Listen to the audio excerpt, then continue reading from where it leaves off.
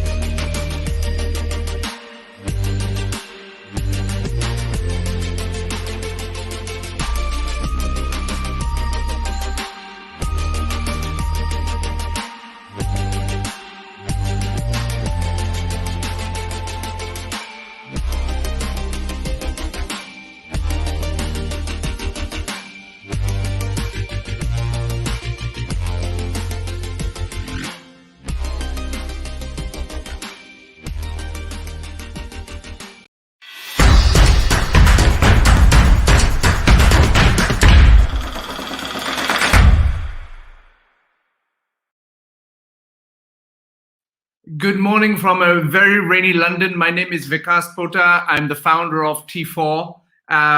We've been doing these series of talks with friends around the world so that we can go to our community and say, look at all the different things and the innovative things and the really exciting things that are happening in their countries with regards to how education transformation is happening.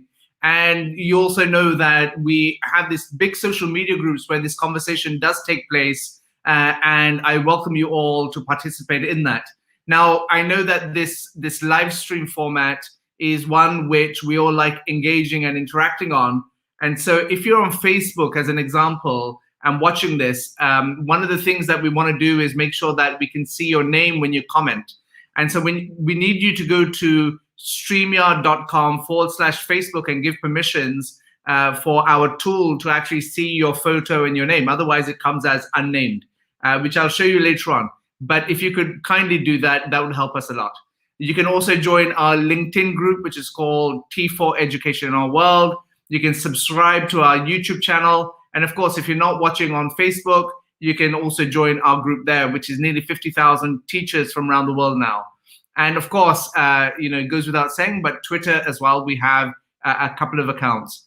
Now, when we think about education transformation, it really is an ambition of ours to make sure that we understand what's happening around the world. And that is why we are hosting World Education Week, if you recollect, that takes place from the 3rd to the 8th of October, where there's 100 schools and 20 other high impact organizations that are coming together and during that week hosting virtual events, which are free of cost to every single person, so that they can learn as to how these certain schools and organizations have developed certain expertise that allows them to actually, in the end, improve learning outcomes and make sure that children and learners in our schools are better able to achieve their potential. You can register for World Education Week at worldeduweek.org.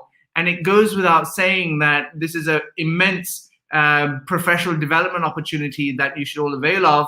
And so far, I checked just this morning, There are about 5,000 tickets that have been sold so far, and we hope to breach the 100,000 mark. Now, we can only do that by involving so many of you and actually making this a great democratic exercise where organizations around the world join hands. And we created something called the T4 Alliance of Education NGOs. And my next guests actually represent an organization in Malaysia who are members of the T4 Alliance and active contributors to our discussion there. And so please welcome my friends Shahnaz, Nina, and Jayanti to this T4 TV live stream from an organization called Leap Ed in Malaysia. Welcome, ladies. Thank you. Hi. And so when you think about Malaysia, and for those that don't know, Shahnaz, maybe what you can do is help us understand, firstly, what are the contours of education in Malaysia? I don't know if you'll know how many schools there are, how many students there are, how many teachers there are. Can you just lay it out for everyone very quickly in terms of what does education look like in Malaysia?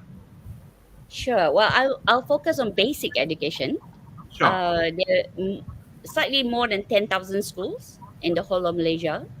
Malaysia has, actually two main places, right? The Peninsular Malaysia and then the big island of Borneo, so to speak, on it. So demographic is quite spread out in that sense. There are about 5 million students in these 10,000 schools and about slightly more than 400,000 teachers. But what people don't normally say, though, however, we have about slightly less than 200,000 officers. So district office, state office, and Ministry of Education, and the institutes that actually support the whole system. Fantastic. Yeah. And Shahnaz, in terms of Leap Ed as an NGO and social enterprise, can you tell us a little bit about your organization? Sure. We've been around slightly more than 10 years. So it's been a decade long. And it actually was started really because a lot of comments around education at the time, but not a lot of solutioning, not a lot actually coming to the fore and help. And in Malaysia, I mean, the 10,000 schools are public schools, and you probably have about 500 private schools also then. This is about 10 years ago.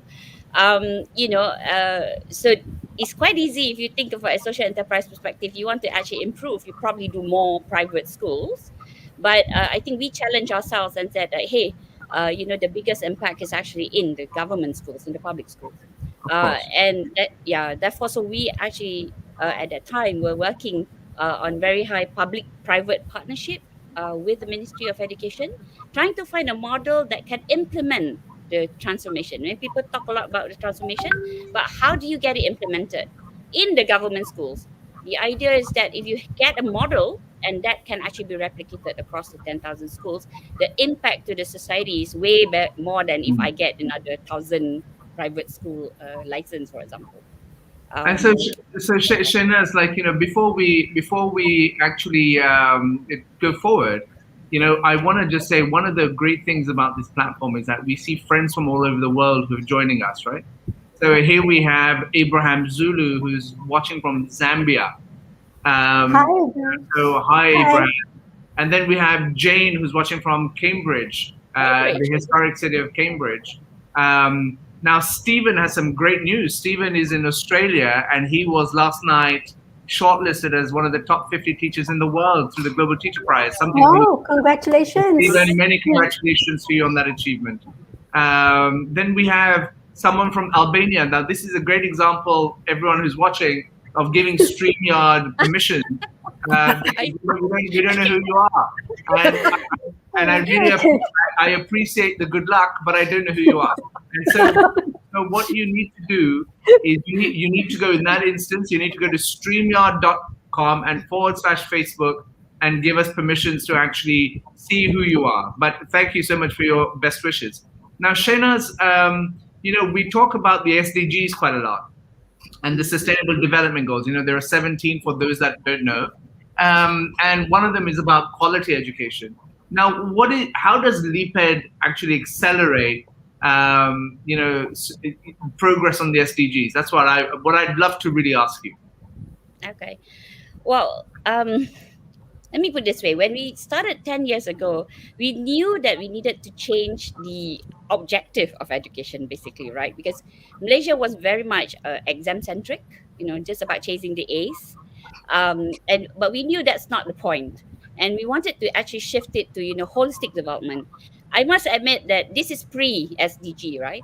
And we were finding ways to actually, how do we define this differently? So was a godsend to us, I think, in a few ways, because then it gives us actually a bit, okay, if this is what the sustainable development goals of the world is actually looking like, and we can actually start pinpointing, so to speak, I must admit. But we had a good 3-4 years start before that, and I must admit that a lot of people initially were throwing curriculums to us. That means content, right? Change your content in order for SDG. We want to stick quite closely to our theory of change, which is actually pedagogy, how it's actually being delivered.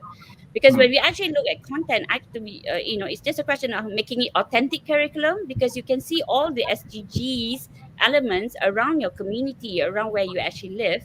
But if you make it authentic and you deliver it in a manner that, co-constructive with your kids, the kids are collaborative, they can think, they can communicate, they can be creative and all that, then, all that lessons or learnings are much more embedded, rather than making them remember contents of things that they may not even be able to see.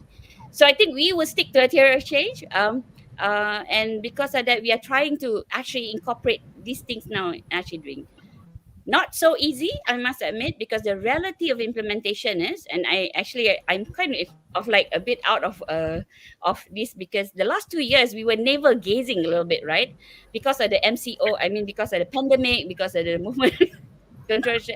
We literally kind of have to stop a bit of this big thinking. I call it big thinking, big goals getting there, because they were a little bit of freezing, right? But this is really, really a good time actually to reconsider accelerating. I think that's what I want to go around talking to communities that, yeah, we've stopped, but guess what? Don't go back to where we were. I think we just need to accelerate getting to that big goal. We hope. Well, I want to now bring in Nina, who is your executive director of LEPED in Malaysia. Nina, welcome, and thank you for your friendship. I really enjoyed getting to know you and your work. Tell me, Nina, there's a simple question that I'll ask you, right? And depending upon your experience, would you mind answering? So, which is, Nina, how do we create strong schools? Okay, how do we create? It's a small question. It's a small question, right? Yeah, just a simple question. But let me go back to what Shanaz said about our theory of change. And by the way, our theory of change has gone through change itself, right? It has evolved over the past 10 years. We've done a lot of things by trial and error. So we've got to the point now where Dr. J has kind of involved in launching the 2.0 version, if you like, of our Trust Schools program based on the learnings. So what is that theory of change? Well, it's very simple. Like Shana says, if you imagine a dartboard, it has to start with students at the center, right? And it seems so blindingly obvious, but you would be surprised in our discussions with the ministry and other people how that gets lost sometimes, right? So beyond the students, you have to look at what's closest to the student, and that's the classroom. So we work very hard with the teachers, and it's not so much pedagogy in terms of theory. I think most teachers, most qualified teachers know the basics, but it is about implementing. Yeah, it's about giving the support and guidance and showing how to do things. And this is very often in a school environment where the culture doesn't always encourage doing things differently, right? So although a lot of teachers in the Malaysian school system will know about 21st century learning, they will know about collaborative learning, they will know about differentiation or AFL, but how do you actually implement that when you are surrounded by a culture which is very reluctant and resistant to change? So beyond the teachers outside the classroom, you also need to work on the leadership. That's where you ensure that you have real leaders who can drive learning, who can provide that culture environment where there will be teacher development, right? And then beyond that, you have parents and community. That's our fourth dimension, right? And we have to create proper partnerships, especially, with COVID and the pandemic, where it's beyond just episodic, report card day or coming in for the annual, PTA meeting. It has to be an ongoing partnership. And then last but not least, and this is probably the biggest addition that we made with our 2.0 version of Trust Schools, was the involvement of the system. So it's all very good. We had excellent results in terms of the transformation at the school level. But in order for that transformation to be scalable and sustainable, you have to bring the system with you. And by the system, we mean the district level, the state level, and obviously also the federal level in Malaysia, central, which is very centralized, by the way, in Malaysia. So we also understood the importance of getting buy-in and a sense of ownership to the transformation journey from the system itself. So that's how you create. I've given you a very simple answer to your simple question, because it is about whole school transformation, which includes the whole ecosystem, including the system that is supposed to be regulating, but they shouldn't just be regulating. They should move away. I mean, eventually, if you build the capacity, it should be about giving autonomy and creating that enabling environment rather than regulating. How do you make the case, Nina? I mean, in many, and I know Malaysia as well, it's not as if you buck the trend in this sense, that the overwhelming influence of system leaders from districts, ministries, people like that. How do you work with that? Because I found that has quite a massive impact on how education is actually delivered in a local level. So how do you do it? Yeah, absolutely. I mean, it is about, it takes a lot of patience, tenacity, resilience, because it is essentially mindset. That we are in the role of shifting mindsets, right? So it takes time. It's not something that happens overnight. It's all about relationship building, interacting, and then showing them the proof. The proof is in the pudding. When they see that student outcomes, actually change, then they will kind of trust that we're on the right track. But yeah, it's not easy. And, this whole, I mean, I always use the analogy of a garden, right? If you're in a garden and you keep planting new initiatives and the new initiatives don't work, so you just, pull out the plant and try and plant something new, but you're not actually checking the soil conditions, right? So that culture within the system is that soil. You're going to make sure the soil is healthy before you plant and bring in new initiatives. And there is that tendency. Something doesn't work. Okay, try something else.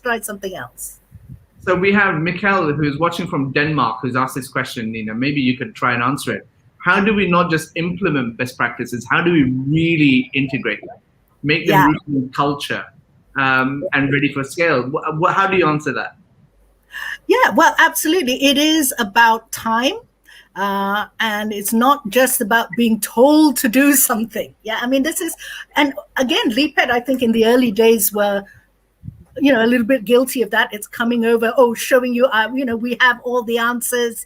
This is what you should be doing. And that school transformation should never be something that is done to you. Right? It is something that you co-construct and you go on a journey together. And that's how it becomes embedded, by that co-construction, by, working together and not being imposed. It can never be imposed. I mean, Dr. J will also, she's very much, at the coalface, as it were, and I'm sure she would validate what I'm saying, that if you go in and try to tell people what to do, it will never take. And so we have a great contribution here from Dr. Martina Brunswick-Timmerman, who says, that's why I have decided to run for election at a local level. It needs people to bridge local and systemic structures, demands, and right mindset, plus less of bureaucracy. So well done, Dr. Timmerman. If you're watching this, can you please tell us where you are? And maybe we can give you a shout out as well in terms of if education is your big thing. We'd love to do that.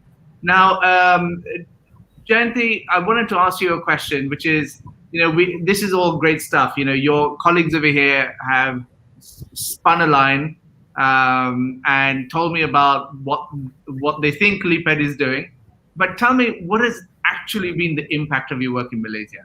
Let's not talk, in any way illustratively. Give me some hard facts. Impact has been a lot of hard work to reach that impact, but we can talk about transformation, we can talk about schools, but we need to get down to what is actually happening in schools. So we look every child, every teacher, it's very individual. A school can be transformed, but you need to look at every individual as not just a head count or a checklist or a checkbox that you put across. Everybody matters. So if you look at impact, we cannot say it's a holistic impact. We need to see every individual contributing to that impact. So we go to schools and we see what is the capacity of the school, what is the capability of the school. There's no one size fits all kind of thing. So we take a lot of time to build relationships first. We spend time getting to know each person in the school. It can be the person who is handling the canteen. It can be the security guard, the janitor. Everybody is important in that school. So we take time to build that relationship. And that is why impact, long, but it's sustained. It is a greater impact when we know the person as an individual. So in the trust school model, we pay a lot of attention to that. So my background, I've been a teacher. I was in the ministry for more than 25 years. Then I left, I came to, and I could see the difference. Because as a teacher, I know I was in the primary, I was secondary, I was in teacher training. But in LEAPED, we see things together. It comes together. Now, you can say, yes, the system is always there, and the system is always trying to make things difficult. It's very difficult, yes. Policy is difficult, but in the school, in the classroom, the teacher is in control. So whatever policy is working out there, whatever is happening, we tell the school and the teacher and the school, the leadership, this is your school. These are your students. This is your classroom. You can work around it and you can create that difference. You are in control there. Listen, I get all this. Don't get me wrong. Right. I understand what you're saying, but what are the hard facts? How many schools have you turned around? What is the outcome?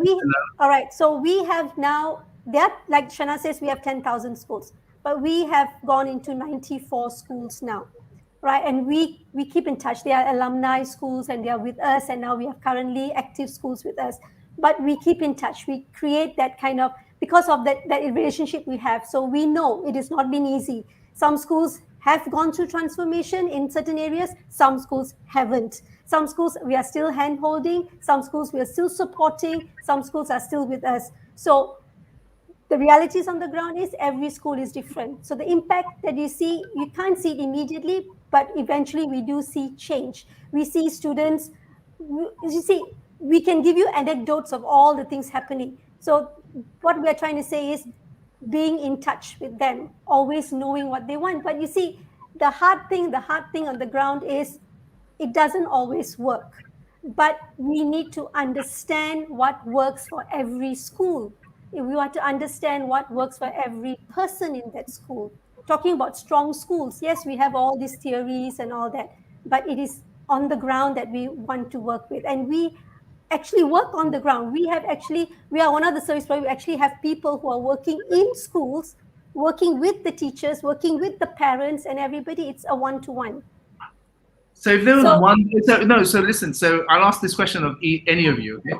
And so if there was one, so we are being watched and school leaders and teachers from around the world are watching this, okay?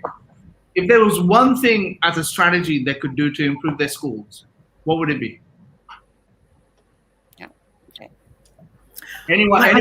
As educationists, we all know that the lever of change is teacher quality, right? It has got to be development. That's got to be your developmental priority, and it has to be genuine. It has to be nurturing, so that education is not just about drawing out the potential of each child. It's also about drawing out the potential of every teacher, right? So for sure, the main thing that you should, if you had to do only one thing, And that is to have a leader or a leadership team that really pays attention to teacher professional development and make sure, count what matters, not in a tick box kind of way, but in a real, genuine, authentic way. And in a way that allows for improvement and it gives that safe space to make mistakes. And so we have Osama Obidat, who is the chief executive of the Queen Rania Teacher Academy in Jordan. And this is a subject he and I have discussed. But I want to ask you a question. What makes a good school leader then? I mean, I would love to see, Shahnaz, you answer that question. Yeah. Oh, okay. First and foremost, we don't pin on one leader in our schools. It's about leaders, right? So they work as a team. First and foremost, teamwork, I love it. shared vision. Yeah, shared vision. And it's not about best practice. I just want to correct somebody. It's about relevant practices for you. Okay? Yeah. So, yeah, and making that, so if you talk about quality of teachers, I just want to answer around the measurements because I'm crazy about measurements. Okay. So the 94 schools that we have, they all go through intervention at different times. But two things for me when we look at the standard of the quality of the school leaders, and I say leaders as a team, and then the standard of teachers in their individual pedagogical capabilities, because that's the center of our theory of action, right? And, all our schools, I think when we enter, we do a baseline. In Malaysia, it's quite important with the baseline because there's authenticity is required for development. Okay, so for development purposes. So we baseline, maybe people are 20, 25%, but when we leave, the school must at least be somewhere around 80, 90%. I mean, if you're talking about measurement, just to know that is kind of sustainable level that we need to pull out so that they can actually continue without us being around, right? We can talk more about that. That's a long story. But I just want to go back to the fact that in terms of leaders, I think one of the critical things that I learned throughout the last 10 years is about the middle leaders, not just the top leaders, okay? Because the teachers among themselves, I mean, these are the one that makes the culture continue, the culture of innovation, the culture of continuous improvement, the culture of making sure you look at your students, because students' demographics change as well, profile change. So how do you change the way you are teaching? So it's and that is an effort of the whole school, and it's not just a single or one to it's a change of culture. That's why Dr. Jayanti was talking about the security guard and the canteen. We're not joking, because the language that they use must be the same, right? Because you must give a safe environment, learning environment to the children, so everybody speaks the same in that manner. I get that. Forgive me for breaking this up. I can see you're very passionate about the subject. My friend Phil Redhead, actually, who has left a comment about hyper-personalization and co-creating better learning for all. Now, Phil is, as far as I'm concerned, an innovation guru, where he does a lot around technology. And I noticed that none of you have talked about technology. I mean, what's the deal? Do you just not believe in it? Can I just take this? Okay, so when we did the baseline, I don't think they're going to get a chance to say no to you. I'm so sorry. I take the privilege of being the chairperson here. Full rank. I will allow them to speak. Nina, you're fired. Yeah, Actually, and I'm not far behind. No, I'm kidding. No way. The truth is that when I actually studied the SDG, we were looking at it. The quality of education to me is like fundamental for everything. But digital is actually the other axis. That's what my thought is. So I actually believe in it. But when we actually go down to the ground and look at our system, okay, the problem is that the moment you talk 21st century teaching, people say, I don't have technology. I don't have an iPad, so I can't do 21st century. I said, that's rubbish, right? So I'm like, it doesn't matter. You use whatever you have. Do you have a wall? Okay, then we make the wall interactive, right? You have a desk. I don't care whether it's really square or not. Put them all together and everybody work collaboratively. So, so we went on the mode of that technology is secondary here, all right? It's the way that you deliver that you actually incorporate, right? Yeah. But we begin to see that actually then technology is then getting in and being used actually optimally. I should pass it to Nina now. But if I'm not mistaken, in Malaysia, there's been quite a few white elephants when it comes to technology procurement, especially for schools. And so I'm not going to ask you to comment on that because that could be quite political. But No. Nina, I mean, it's not, well, I'm glad you have the fortitude to actually say that. Nina, do you have a comment on this? Yeah, I mean, just following on from what Shanaz has said, yes, digital tools are tools at the end of the day. It's one of the many things in a teacher's arsenal that you can bring out and use. But it shouldn't be revolved. Yeah, as you said, some of the white elephants in the past started with digital rather than learning. Digital learning, it has to start with the learning. And that's where you get it right. You don't have you don't put the cart before the horse. So the focus is on learning, and if you have teachers who are confident and have all the competencies, then they have all of these things in their arsenal that they can bring out to adapt according to the needs of their schools and their communities. Yeah. So Jane, go on, please. And taking off from there, you must understand that our schools that we have are not just one size. We have rural schools, urban schools, indigenous schools. We have high-performing schools, vernacular schools, Tamil and Chinese schools. So they are across, and what they have and what facilities or infrastructure they have is different. And we work with that. So transformation is within. It's not something that you add on. It's changing practices when it's already whenever there. they do it, making it relevant, that they make small changes that lead to big things in them. We're not putting on new stuff into the school and say, you change. But what do you have within your capacity to make that small change that creates the bigger impact? So it's understanding what they have and knowing they can push themselves, whether they have these extra tools or not. The tools are actually them, their minds. Yeah. Tell me, Jayanti, in terms of during the pandemic, how have the schools fared in Malaysia? And because there's this massive thing about the use of technology, remote learning, this whole homeschooling, and so forth. I'd love to get a view from Malaysia on this. We've had lots of experiences actually in different schools. We had an indigenous school community, the village shut down because the whole village was infected with COVID. And the children just ran into they didn't want to come out. They were scared. And how did we needed to get to them and make sure that we can and going into that village is another risk for the person itself. So these are the actual challenges we have. So it's not been easy. Of course, technology was one of the things that kind of like widened the gap. We have those who could come online, very few students. But what about those who couldn't? The offline and offsite. So schools went around looking at how do we create materials for students to come take back. Can parents come and take materials back and get them to do it? And those who have handheld gadgets, there were another group of students. Can they take photos and send recordings of their work for the teacher to do? What with those who don't have anything offsite?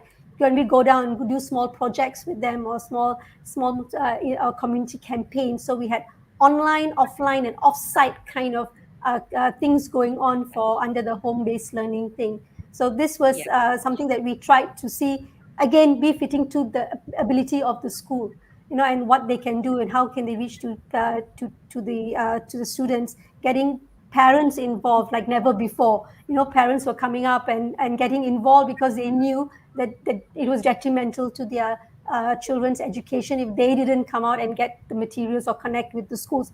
While that was a silver lining of parental involvement, but still the challenge was, are children learning? Teaching is one thing, doing stuff one thing, but actually are they learning?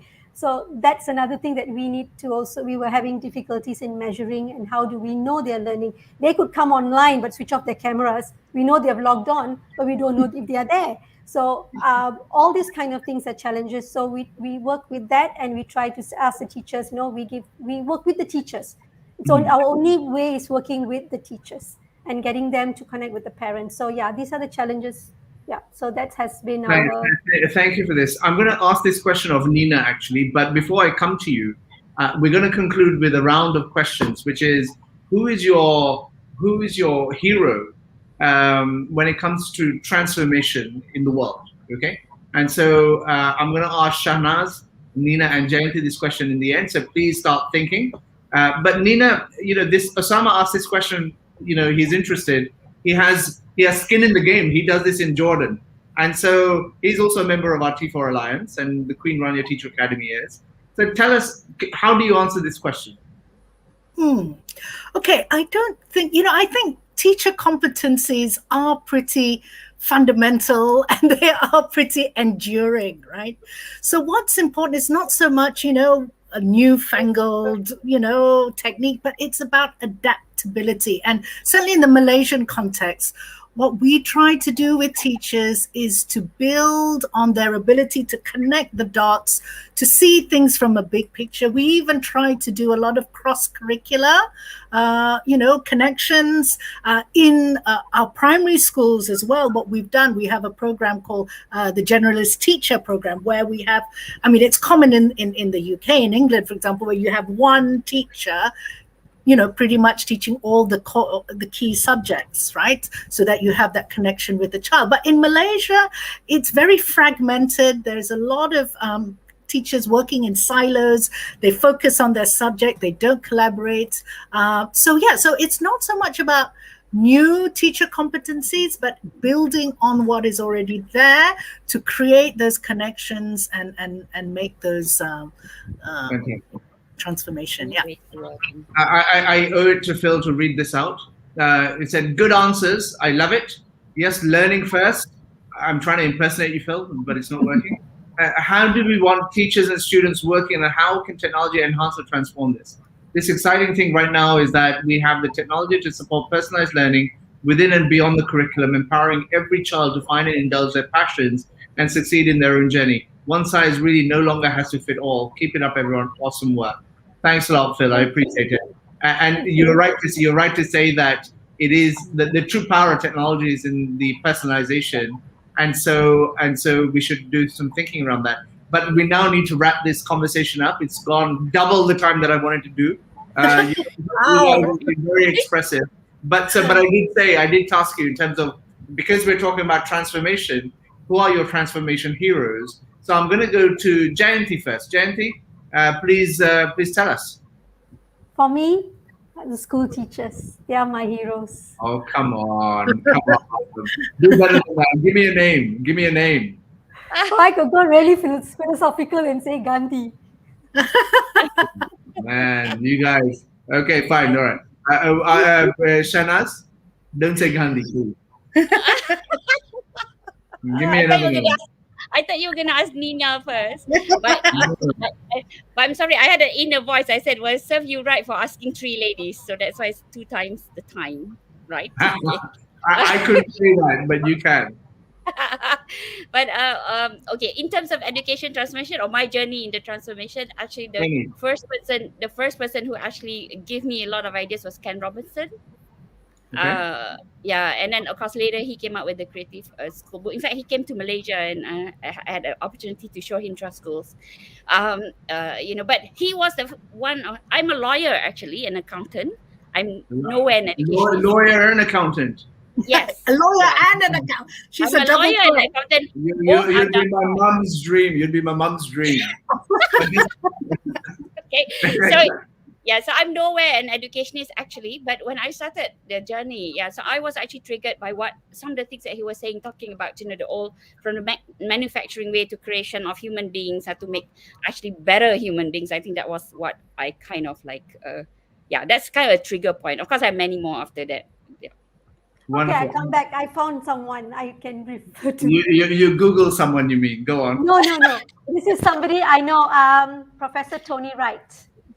Right, Okay. so he was from the College of St. Mark's and St. John in Plymouth, and I studied under him. And I was just into teacher training, and he was the first person who actually showed me what teacher training should be like. And that's not producing teachers like factories, but how teachers should be and the kind of work they actually do in schools. And that was an eye-opener for me when I became a teacher trainer. So yes, Professor Tony Wright. Wonderful. Thank you. And Nina, you have the last word.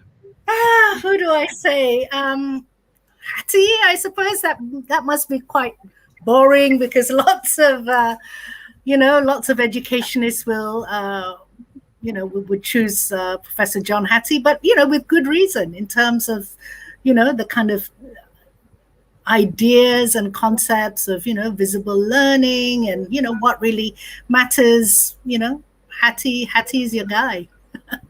Well, ladies, thank you so much for participating in this very entertaining and energetic T4 TV interview. And we've had a great turnout as well. I just want to make sure that everyone who's watching knows about World Education Week, which takes place between the 3rd and the 8th of October. And these are 100 schools from around the world, and actually quite a few from Malaysia, as well as taking part, and 20 high impact organizations, of which one is Embed, who are going to be organizing their virtual events that week in order for us to understand how they do what they do, and so that we can hopefully replicate some of their practice. And so if you want to celebrate these 100 schools and these 20 high impact organizations, you can register at worldeduweek.org. And so it goes without saying that this is a great professional development opportunity, and I would love for you to participate. I know Embed, as an example, are going to have at least 10,000 people register for their own event, and so my friend and our country ambassador Jasmine tells me that Shahnaz, Nina, and Jayanti are more than capable of delivering something like that. So thank you all. Thank you, ladies, for taking part, and I look forward to the next opportunity. I look forward to seeing you at World Education Week. Thank you all, and goodbye for today. Bye. Thank you.